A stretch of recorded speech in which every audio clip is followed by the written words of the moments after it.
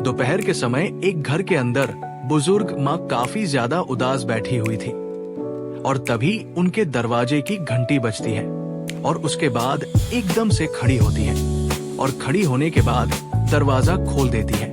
सामने एक जवान भिखारी खड़ा हुआ था जिसने अपने चेहरे को छुपा रखा था और जैसे ही माँ आज इस भिखारी को देखती है तो एकदम से उससे कहने लगती है, आज मेरे पास और कुछ नहीं है और मेरी बेटी को ही ले जाओ, उसी से शादी कर लो। कौन थी वो माँ? पूरी सच्चाई के बारे में जानने के लिए वीडियो को अंत तक जरूर देखें। उत्तर प्रदेश के लखनऊ के अंदर एक परिवार रहा करता है। परिवार के अंदर एक माँ है, उनका एक बेटा है जिसका नाम रवि है और रवि की एक पत्नी है जिसका नाम है माया। यहाँ पर इस परिवार के अंदर एक बेटी भी है जिसका नाम राधिका है। रवि एक कंपनी में काम किया करता है और उसी से घर का खर्च चलाया करता है। यहाँ पर जो राधिका होती है उसकी शादी की उम्र तो हो गई है, लेकिन जब भी कोई रिश्ते वाला उसे देखने के लिए आया करता तो उसके काले रंग की वजह से उसे रिजेक्ट कर दिया करता और इसी वजह से वो बार बार उसे रिजेक्शन का सामना करना पड़ा करता कि राधिका को घर का सारा काम करना पड़ता है और यहाँ पर केवल वो एक नौकर की तरह रहा करती है और उसकी भाभी बार बार उसे ताना मारा करती और कहा करती है कि कब तक हमारी छाती पर बैठी रहेगी और कोई इसे पसंद भी तो नहीं करता है ना, क्योंकि ये तो काफी ज्यादा काली है। ऐसी बातें कहकर वो तो हंस दिया करती। धीरे धीरे समय बीत रहा था और समय के साथ साथ यहाँ पर इनके दरवाजे पर रोज दोपहर के समय एक जवान लड़का भीख मांगने के लिए आया करता है और एक दिन जैसे ही वो दरवाजा खटखटाता है तो यहाँ पर राधिका जाकर दरवाजा खोलती है और सामने वही भिखारी खड़ा हुआ था। दरअसल राधिका की जो भाभी माया होती है उसने उसे 2 रुपए दिए थे और कहा था कि जाओ इस भिखारी को दे आओ। लेकिन जैसे ही राधिका जाकर उन 2 रुपए को उस भिखारी को देती है तो एकदम से वो चेहरा छुपाकर ही कहने लगता है कि 2 रुपए से क्या होता है। उसकी भाभी अंदर से ये सब कुछ सुन रही थी और कहने लगती है कि मेरे पास तो यही 2 रुपए है और अगर हाँ उससे ज्यादा तुम्हें कुछ चाहिए तो ऐसा करो, इस भीख देने वाली लड़की को अपने साथ ले जाओ। वैसे भी घर में फालतू है, इसका कोई भी काम नहीं है। इस बात को सुनते ही राधिका एकदम से घबरा जाती है और घबरा कर अंदर चली जाती है। इस बात के बारे में राधिका की माँ को भी पता चल जाता है और वो इस बात को सुनकर काफी ज्यादा हैरान और परेशान हो जाती है। लेकिन फिर भी वह करे तो क्या करे, क्योंकि यहाँ पर जो उसका बेटा रवि होता है वो भी अपनी पत्नी की बात माना करता है और वह भी अपनी बहन को केवल बोझ समझा करता है। कई रिश्ते तो ऐसे आते हैं जिन रिश्तों में लड़के की पहली शादी हो चुकी है, उसके पास बच्चे भी होते हैं, लेकिन वो लोग भी राधिका को देखकर उसे पसंद नहीं करते हैं। राधिका पूरी तरह से हिम्मत हार जाती है और अब तो वो मना करने लगती है। कहती है कि माँ मुझे शादी करनी ही नहीं है। लेकिन ये बात भी भाभी को नहीं पसंद आती है और वो उसे फिर से ताना मारने लगती है।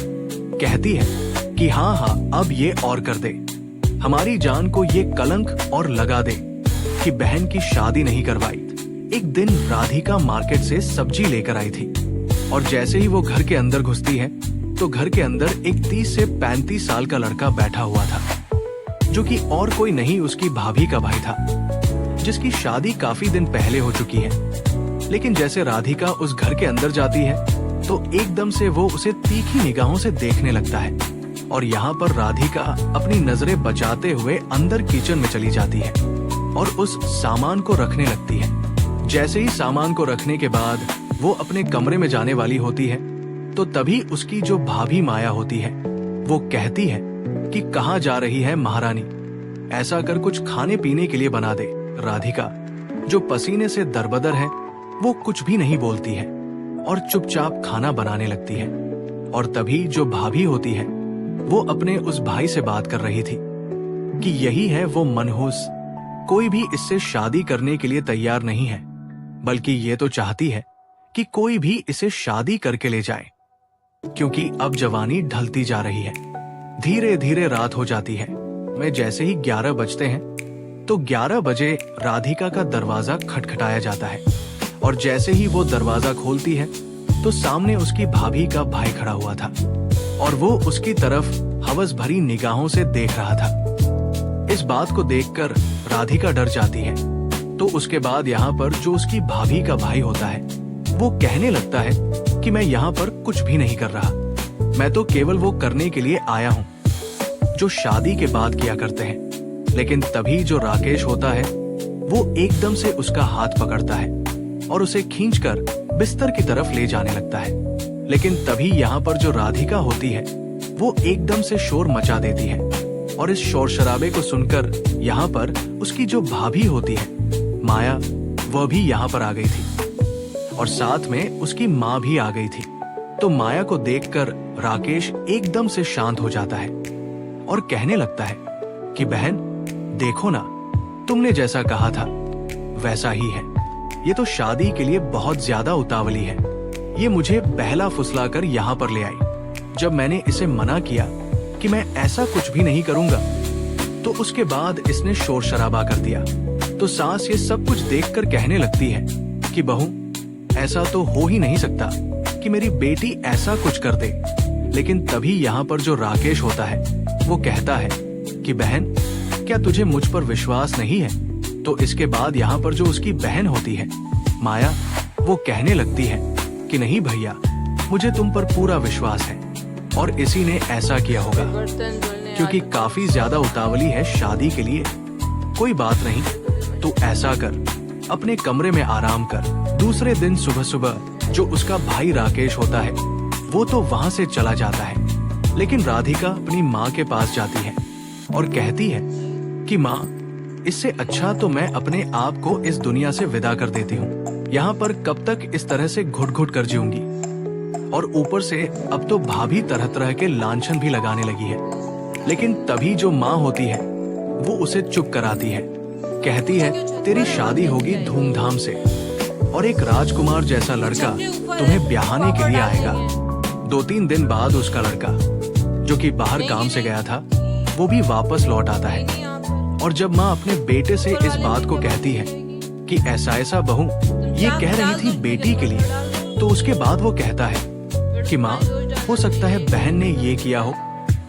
अब इस बात को सुनकर माँ और भी ज्यादा परेशान हो जाती है और तभी दिन के जैसे 12 बजते हैं। जैसे ही दरवाजे की घंटी बजती है तो माँ को अचानक से उस भिखारी का ख्याल आता है जिसके लिए उसकी बहू ने कुछ दिन पहले कहा था कि इस भीख देने वाली लड़की को ही ले जा, और खड़ी होकर उस दरवाजे को खोल देती है। सामने वही भिखारी खड़ा हुआ था लेकिन वो अपना चेहरा छुपा कर रखता है। तो यहाँ पर जो राधिका की माँ होती है कहती है कि बेटा, देने के लिए तो मेरे पास कुछ भी नहीं है, लेकिन हाँ, तो मेरी बेटी से शादी कर ले जो उस दिन तुझे भीख देने के लिए आई थी। मेरी बेटी सिलाई कढ़ाई जाना करती है और सिलाई कढ़ाई करके इतना पैसा तो कमा ही लेगी कि तुझे भीख मांगने की जरूरत नहीं पड़ेगी। अब इस बात को सुनकर जो वो भिखारी होता है वो चादर को अपने चेहरे से हटाता है और यहाँ पर जब माँ उसे देखती है तो वो बहुत ही खूबसूरत और जवान लड़का था। उसे देखकर वो हैरान तो होती है। वो लड़का होता है जो भीख मांग रहा था वो चुपचाप वहाँ से वापस लौट जाता है और माँ सोचने लगती है कि मेरी बेटी से तो कोई भिखारी भी शादी नहीं कर रहा है। 2 घंटे बाद वो 2 व्यक्तियों के साथ यहाँ पर आता है और आने के बाद दोबारा से दरवाजा खटखटाता है। तो यहाँ पर माँ फिर से दरवाजा खोलती है और जैसे ही सामने दोबारा से उस भिखारी को देखती है जिसने फिलहाल अच्छे खासे कपड़े पहन रखे हैं, तो वो हैरान हो जाती है। तभी ये भिखारी कहने लगता है कि ठीक है माँ जी, अगर आपको आपकी बेटी की शादी मुझसे करनी है तो मैं शादी करने के लिए तैयार हूँ और आप चिंता मत करना, मैं उसे हमेशा खुश रखूंगा। यहाँ पर घर के अंदर थे वो राधिका को लेकर आती है और कहती है कि बेटी, जाओ इसके साथ और इससे शादी करके अपने जीवन को खुशियों से बिताना। और यहाँ से उसके साथ चली जाती है। जब भैया भाभी ये बात सुनते हैं तो वो भी उसको बिल्कुल भी नहीं रोकते हैं। मंदिर में जाकर उससे शादी कर लेता है। शादी करने के बाद वो उसे अपने साथ ले जाता है और माँ सोचने लगती है कि अब बेटी चली गई है ना जाने लौटे या ना लौटे। जो बेटाबू होते हैं उनको इस बात का बिल्कुल भी दुख नहीं होता है कि उनकी बहन की शादी एक भिखारी के साथ हुई है। लेकिन बीतते दिनों के साथ जो माया होती है उसे राधिका की कमी खलने लगती है, क्योंकि अब तक तो घर का पूरा काम वही किया करती, केवल 2 वक्त की रोटी के लिए, और वो काफी ज्यादा परेशान होती है। वो अपनी सास से भी काम करने के लिए कहती है, लेकिन सास भी बूढ़ी थी। कई बार उसने अपने पति रवि से कहा है कि नौकरानी रख लो, क्योंकि मुझसे घर का काम संभलता नहीं है। अब इस बात को सुनकर यहाँ पर जो रवि होता है वो कहता है कि देखो, खुद से संभालो। अब यहाँ पर पत्नी जैसे तैसे काम करती रहती है और धीरे धीरे समय बीतने लगता है। बूढ़ी सास जो कि बीमार है वो भी उसका हाथ बटाया करती। और धीरे धीरे इन बातों को लगभग 5 साल बीत जाते हैं। 5 साल बाद एक दिन संडे का दिन होता है, और संडे के दिन जो सास होती है वो किचन के अंदर खाना बना रही थी और बहू बाहर सोफे पर बैठकर टीवी में कुछ देख रही थी। तभी अचानक से उनके दरवाजे की दस्तक होती है। तो यहाँ पर जो बेटा रवि होता है वो अपनी माँ से कहता है कि माँ, जाकर दरवाजा पर देखो कौन आया है। अब जैसे ही वो दरवाजा खोलती है तो सामने एक लड़की खड़ी हुई थी जिसने काफी महंगे कपड़े पहन रखे थे और हाथ में एक लग्जरी पर्स था, और साथ में वो काफी ज्यादा गोरी चिट्टी हुई दिख रही थी। अब जब माँ उसे गौर से देखती है तो वो उसे देखते ही पहचान जाती है। ये और कोई नहीं, उसकी वही बेटी राधिका है। कि बेटी, क्या तुम राधिका हो? कि हाँ माँ, मैं राधिका ही हूँ। और बताओ मैं कैसी लग रही हूँ? कि बेटी, मैंने तो उम्मीद छोड़ ही दी थी कि तुम्हें कभी देख पाऊंगी, लेकिन आज तुम आ ही गई। और ये सब कुछ कैसे हो गया? तुम्हारी काया कैसे पलट हो गई? तो यहाँ पर बेटी कहने लगती है कि माँ, यही पर बात करोगी क्या? मेरे साथ मेरे पति भी आए हैं, और चलो अंदर बैठकर बातें करते हैं। इसके बाद यहाँ पर जो माँ होती है वो अपनी बेटी को अंदर ले जाती है, और साथ में जो वो भिखारी था वो एक अच्छे से कोट पैंट में था और अपनी गाड़ी से उतरकर कुछ सामान लेकर घर की तरफ बढ़ता हुआ दिखाई देता है। जो उसके भैया भाभी होते हैं वो राधिका को देखकर पूरी तरह से हैरान है कि इसकी काया इस तरह से पलट कैसे हो गई, और वह भी उससे यही पूछने लगते हैं। तो यहाँ पर राधिका बताने लगती है कि जो मेरे पति हैं, जो कि भीख मांगा करते थे, वो कोई भिखारी नहीं है। वो तो एक CBI ऑफिसर थे और यहाँ पर एक गुप्त मिशन पर थे।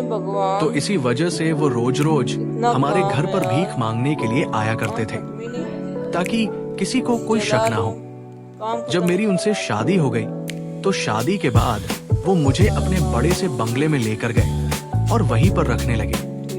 दरअसल इनकी पहले शादी हो चुकी थी, लेकिन जो इनकी पहली पत्नी थी वो इनकी नौकरी से काफी ज्यादा परेशान हो गई, और परेशान होने के बाद उसने इन्हें तलाक दे दिया।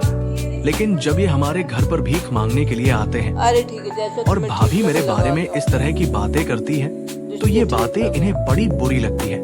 उसके बाद उस दिन जब तुमने आंखों में आंसू लेकर इनसे कहा था कि मेरी बेटी से शादी कर लो, तो तभी के तभी इन्होंने फैसला कर लिया था कि ये मुझसे ही शादी करेंगे, और शादी करने के बाद मुझे पूरी तरह से खुश रखेंगे। और शादी करने के बाद मुझे अच्छी तरह से खिलाया पिलाया, बहुत बड़े घर में रखा, और वहाँ पर जाने के बाद मैं डेली पार्लर भी जाया करती हूँ।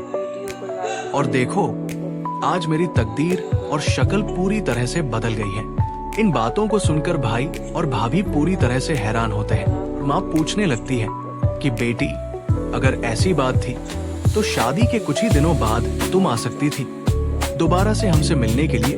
वो कहती है कि माँ, आज तो मैं जाती, लेकिन मेरे पति ने कहा था कि पूरी तरह से जब तुम्हारी काया बदल जाएगी तो उसके बाद ही मैं तुम्हें लेकर चलूंगा, और उसी समय तुम्हारी माँ को भी अपने साथ लेकर आएंगे। तुम्हारी माँ की देखरेख भी मैं ही कर लूंगा।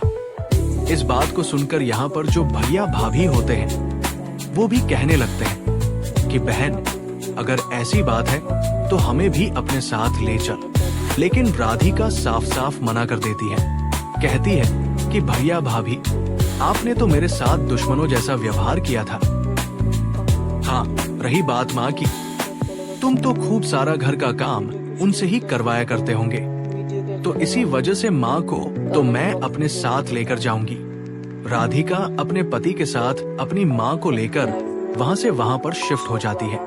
और जैसे ही राधिका की माँ इस घर से जाती है, तो उसके बाद से ही इनके बुरे दिन स्टार्ट हो जाते हैं। उनका बेटा जो रवि होता है, उसकी नौकरी छूट जाती है, और नौकरी छूटने के बाद जो रवि की पत्नी माया होती है, अब उसको दूसरों के घरों में नौकरानी का काम करना पड़ता है। और राधिका, जिसकी जिंदगी स्टार्ट ही नहीं होने पर आ रही थी, उसकी जिंदगी ऐसी चल निकली कि वो अब राज किया करती है एक बहुत बड़े घर में। तो दोस्तों, ये थी आज की कहानी। आपको जैसी भी लगी हो कमेंट सेक्शन में बता देना। वीडियो अगर अच्छी लगी हो तो वीडियो को लाइक और चैनल को सब्सक्राइब जरूर करें।